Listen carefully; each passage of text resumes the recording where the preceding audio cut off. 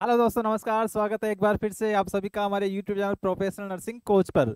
तो आज की वीडियो में हम बात करने वाले हैं डीएसएसपी नर्सिंग ऑफिसर के जो ईडोजियर फील हुए थे उसके ऊपर। इस वीडियो में हम बात करेंगे जो ईडोजियर फील किए हैं आपने, वो किस किस कारण से रिजेक्ट हो सकते हैं। दूसरी चीज, अब ई डोजियर फिल करने के बाद में क्या क्या प्रोसेस होने वाले हैं आपके फाइनल सिलेक्शन तक। और लास्ट में हम डिस्कस करेंगे कि आपकी जो फाइनल कट ऑफ रहने वाली है अप्रोक्सीमेट वो कितनी रहने वाली है, लास्ट टाइम क्या रही थी और इस बार क्या रहने की संभावनाएं हैं। तो एक बार सभी को बहुत बहुत बधाई हो जिनका भी सिलेक्शन हुआ है। और तो शुरू करते हैं बिना देरी के। आइए, लोगों के लिए वीडियो बनाने में इतनी मेहनत करता हूं, तो अगर आपको वीडियो अच्छा लगता है तो इस चैनल को जरूर से सब्सक्राइब करके जाइएगा और अपने दोस्तों के साथ में जरूर इसको शेयर करिएगा। चलिए हम बात करते हैं इस वीडियो में हम क्या क्या डिस्कस करने वाले हैं आज उसके ऊपर। सबसे पहले डिस्कस करेंगे जो ऑफिशियल कट ऑफ थी ई डोजियर की 2025 की, जो आपकी कट ऑफ थी उसके ऊपर सबसे पहले बात करेंगे।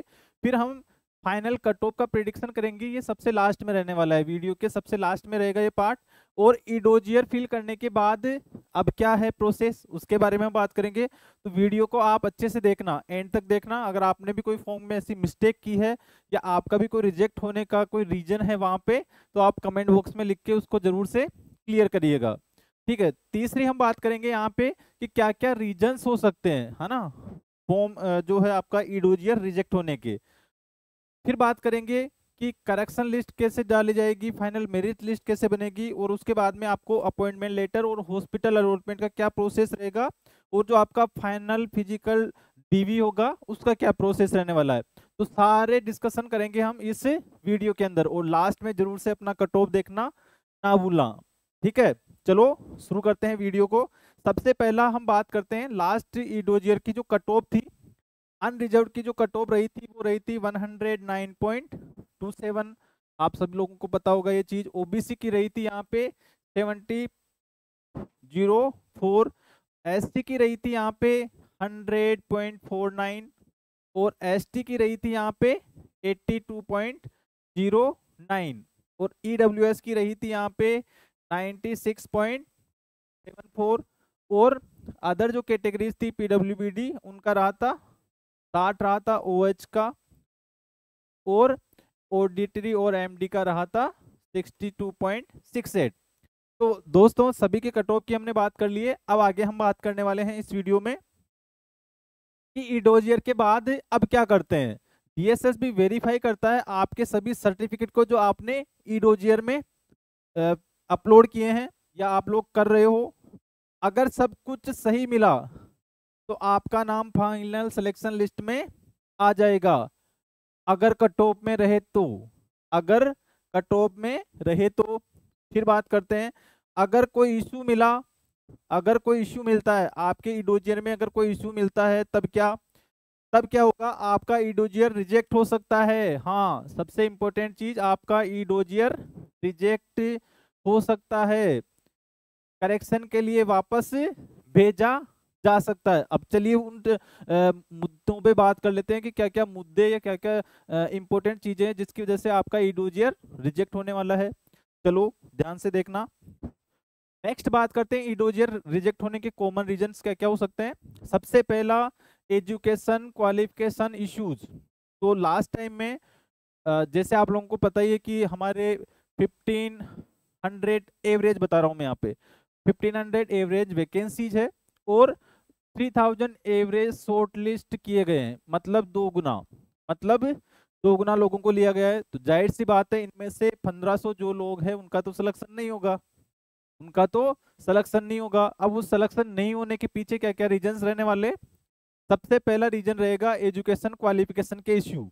अब इसमें क्या इश्यू आने वाला है सर, इसमें ये इश्यू आएगा कि बहुत सारे बच्चों ने क्या किया है, उनका बीएससी या जीएनएम या इससे रिलेटेड पोस्ट बीएससी या बीएससी ऑनर्स जिनका कंप्लीट नहीं हुआ था। कंप्लीट कब मांगा था उन्होंने, फॉर्म फिल की जो लास्ट डेट थी, जो फॉर्म फिल किया था मार्च के अंदर, मार्च 2024 को जो last date approximate I think 13 March था। उसके बाद अगर किसी का पास आउट हुआ है, रजिस्ट्रेशन सर्टिफिकेट आया है, तो उनको वो काउंट नहीं करेंगे उनका सीधे सीधे वो ईडोजियर रिजेक्ट कर देंगे। तो ये पहला पॉइंट हो सकता है। दूसरा क्या रहेगा, नर्सिंग रजिस्ट्रेशन, इस पे भी बहुत सारे बच्चे इस बार डिस्क्वालीफाई होने वाले हैं। तो अगर आपका रजिस्ट्रेशन मार्च 2024 के बाद का है तब भी आपका रिजेक्ट होगा। दूसरी चीज उन्होंने क्या मांगा है अब की बार में, डीवी के टाइम में या टाइम ऑफ अपॉइंटमेंट के टाइम में आपके पास में डीएनसी का रजिस्ट्रेशन होना चाहिए। किसका रजिस्ट्रेशन होना चाहिए, डीएनसी का, दिल्ली नर्सिंग काउंसिल का। तो इस चीज को भी बहुत इंपॉर्टेंट है ये, इसकी वजह से भी आपका ई डोजियर रिजेक्ट हो सकता है। ठीक है, तो इसको क्लेरिफाई कर लें एक बार। अब कास्ट सर्टिफिकेट, कास्ट सर्टिफिकेट में क्या क्या है, सबसे इंपॉर्टेंट कास्ट सर्टिफिकेट आता है यहाँ पे ओबीसी का। कैसे सर, ओबीसी के कास्ट सर्टिफिकेट को जूम कर करके देखा जाएगा। उसमें क्या मिस्टेक्स हो सकती है, आउट ऑफ दिल्ली हो, आउट ऑफ दिल्ली हो। बहुत सारे बच्चों ने क्या किया है, जैसे यूपी का बच्चा है, राजस्थान का बच्चा है, वो ओबीसी कैटेगरी में था और उसने ओबीसी कैटेगरी से ही फॉर्म अप्लाई कर दिया तो उसका भी सिलेक्शन हो गया। तो वो अगर जनरल कैटेगरी में उसका कट ऑफ है तो वो अनरिजर्व में सेलेक्ट हो सकता है। पर अगर उसका अनरिजर्व में कैटेगरी में कट ऑफ में नहीं है उसके मार्क, तो वो डायरेक्टली रिजेक्ट हो जाएगा। सीधी सी बात है।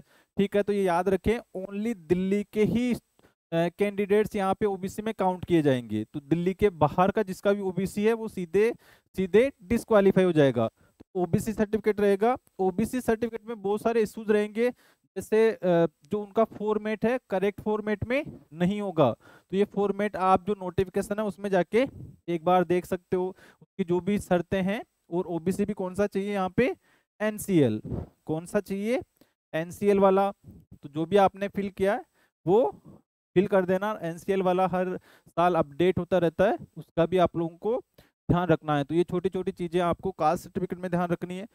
दूसरा कास्ट सर्टिफिकेट आता है हमारा यहाँ पे ईडब्ल्यूएस का। ईडब्ल्यूएस का डीएसएसबी नर्सिंग ऑफिसर में फर्स्ट बार यहाँ पे वेरिफिकेशन होने वाला है। तो कुछ मुद्दे यहाँ पे लोगों से रिलेटेड भी आ सकते हैं। ठीक है, तो अपने जो कास्ट सर्टिफिकेट है उनको जरूर से आप लोग प्रॉपर रेडी रखें। इन दोनों रीजंस की वजह से आपका ये आउट हो सकता है। मिसिंग और इनकरेक्ट डॉक्यूमेंट्स, जैसे जिस भी डॉक्यूमेंट में वहां पे लिखा हुआ है मैंडेटरी, वहां पे आपको पक्का कोई ना कोई डॉक्यूमेंट अपलोड करना है, उसको ब्लैंक कभी नहीं छोड़ना है। अगर ब्लैंक छोड़ते हो वहां पे तो या तो डायरेक्टली रिजेक्ट कर देंगे या करेक्शन के लिए वापस भेज देंगे। दोनों स्थितियां वहां पे बन सकती है। तो ये चीजों का आपको वहां पे ध्यान रखना था। चलिए आगे हम बात करते हैं कि करेक्शन लिस्ट और फाइनल कट ऑफ का क्या प्रोसेस रहने वाला है। डीएसएसबी एक लिस्ट अपलोड करेगा, जैसे ही आपकी इडोजियर फॉर्म फिल की डेट फिनिश हो जाएगी जो 15 अप्रैल है, उसके बाद में एक 10-15 दिन बाद में या जितना भी टाइम लेता है डीएसएसबी उन वो जो आपकी इडोजियर उनको रीड करने के लिए, स्केल करने के लिए, उसके बाद में वो क्या करते हैं, आपका एक तो रिजेक्टेड लिस्ट डालेंगे और एक करेक्शन के लिए लिस्ट डालेंगे। जिन बच्चों का डायरेक्टली मैंने रिजेक्ट होने का कारण बताया था, अगर उनमें शामिल है वो तो डायरेक्टली रिजेक्ट हो जाओगे आप। और उनमें कुछ करेक्शन चाहिए उनको, उन डॉक्यूमेंट्स में कुछ करेक्शन चाहिए उनको, तो करेक्शन वालों की लिस्ट अलग से डालेंगे वो लोग फॉर रिक्वायर्ड कैंडिडेट। ठीक है, उसके बाद में मिलेगी आपको करेक्शन की एक फाइनल डेट, मतलब करेक्शन के लिए एक फाइनल डेट देंगे, 15-20 दिन का आपको टाइम दिया जाएगा। उस टाइम में उस पर्टिकुलर डॉक्यूमेंट को आपको करेक्ट करके वापस से अपलोड करना है। सक्सेसफुली आपने अपलोड कर दिया तो अगर आपने सही टाइम पर डॉक्यूमेंट अपडेट कर दिए हैं तो डीएसएसबी आपका ई डोजियर एक्सेप्ट कर लेगा। उसके बाद क्या होगा, आपकी फाइनल कट ऑफ जारी कर दी जाएगी। उसके बाद में क्या होगा, आपकी फाइनल कट ऑफ यहाँ पे जारी कर दी जाएगी। और फाइनल कट ऑफ के बाद में क्या करना है आपको, फाइनल कट ऑफ जारी होने के बाद डीएसएसपी की तरफ से आपको अपॉइंटमेंट लेटर जारी होगा। आपको अपॉइंटमेंट लेटर जारी होगा। अपॉइंटमेंट लेटर जारी होने के बाद साथ ही आपको हॉस्पिटल अलॉटमेंट हो जाएंगे। तो बहुत सारे बच्चों के क्वेश्चन थे कि हॉस्पिटल हमें कौन से मिलते हैं। तो डीएसएसबी के अंदर 25-30 हॉस्पिटल आते हैं, छोटे बड़े मिला के है। 3000 बेड से लेकर 100 बेड तक के हॉस्पिटल्स होते हैं डीएसएसबी के अंदर। तो वो पर्टिकुलर हॉस्पिटल्स में आपकी पोस्टिंग की जाती है। तो वो रेंडमली पोस्टिंग दी गई थी लास्ट टाइम में, जो लास्ट टाइम में पोस्टिंग दी गई थी वो रेंडमली दी गई थी। मतलब उनके अकॉर्डिंग आपको कोई भी एक हॉस्पिटल दे दिया जाएगा और आपको उसकी सूचना मिल जाएगी। अब क्या होता है, उस पेरेंट हॉस्पिटल में जो भी आपको दिया गया है वहां पे आपका फिजिकल डीवी होगा। जो भी आपने ई डोजियर में जो डॉक्यूमेंट्स अपलोड किए थे उनका वेरिफिकेशन किया जाएगा। उस कंडीशन में भी अगर डीवी के टाइम में आपने एसेंशियल डॉक्यूमेंट्स जमा नहीं करवाए तो आपका वहां पे कैंडिडेचर रिजेक्ट हो सकता है ना। तो उस टाइम तक आप लोग सारे डॉक्यूमेंट्स प्रिपेयर रेडी रखिएगा, उस टाइम कोई भी बहाना नहीं चलेगा फिर, याद रखना, ठीक है। और वेरिफिकेशन के बाद कॉन्ग्रेचुलेसन, आपकी ज्वाइनिंग हो गई है, जल्दी से 1 महीने बाद आपको सैलरी मिलने वाली है, ठीक है। अब हम बात कर लेते हैं लास्ट आपकी फाइनल कट ऑफ क्या रह सकती है ना। इस कट ऑफ पे बात कर लेते हैं कि आपके कितने मार्क्स आए थे। और अगर आपको इसी प्रकार से अपडेट लेने हैं, फाइनल लिस्ट के बारे में जानना है, करेक्शन डेट्स के बारे में जानना है, तो हमारे चैनल को जरूर से सब्सक्राइब कर लो। इस वीडियो को लाइक करना मत भूलना और अपने दोस्तों के साथ भी इसको जरूर से शेयर करना, ठीक है। चलो लाइक करो और सब्सक्राइब करो। आगे हम बात करते हैं फाइनल कट ऑफ की। तो फाइनल कट ऑफ इस बार कम रहने की संभावना है, पिछली बार से इस बार कम रहने की संभावना है के 2 कारण हैं। पहला तो जो पिछली बार पोस्ट थी वो लगभग कम थी, 1000 के समथिंग थी, और इस बार लगभग 1500 के समथिंग है। एक तो पोस्ट इंक्रीज हुई है, दूसरा रीजन इस बार कैंडिडेट्स कम थे और जो ईडोजियर का फिलिंग कट ऑफ था वो भी कम था पिछली बार की तुलना में, ठीक है। तो ये दूसरा रीजन है कि जो ईडोजियर कट ऑफ है, ई डोजियर जो कट ऑफ है वो भी अब की बार कम गई है। तो इन 2 कारणों से अब की बार इस पिछली बार की फाइनल कट ऑफ से कम कट ऑफ जाएगी। तो हम एक एवरेज निकालेंगे कि इसका सिलेक्शन लगभग हो जाएगा। तो अगर मैं बात करता हूं अनरिजर्व वाले की, तो अनरिजर्व गई थी हमारी जो कट ऑफ थी ई डोजियर की, वो 109 थी। तो 109 से लगभग यहाँ पे 5 से 6 मार्क्स यहाँ पे बढ़ने की संभावना है ना। तो एन एवरेज अगर मैं आपको यहाँ पे बात करूं तो लगभग 6-7 मार्क्स की यहाँ पे बात करते हैं, अनरिजर्व में हमेशा इतना बढ़ जाता है। तो यहाँ पे आप सेप इसको लेके चल सकते हो 116 टू 121, यहाँ तक के बच्चे लगभग सेफ हैं, लगभग सेफ हम उनको लेकर चल सकते हैं। नेक्स्ट हम बात करते हैं ओबीसी की।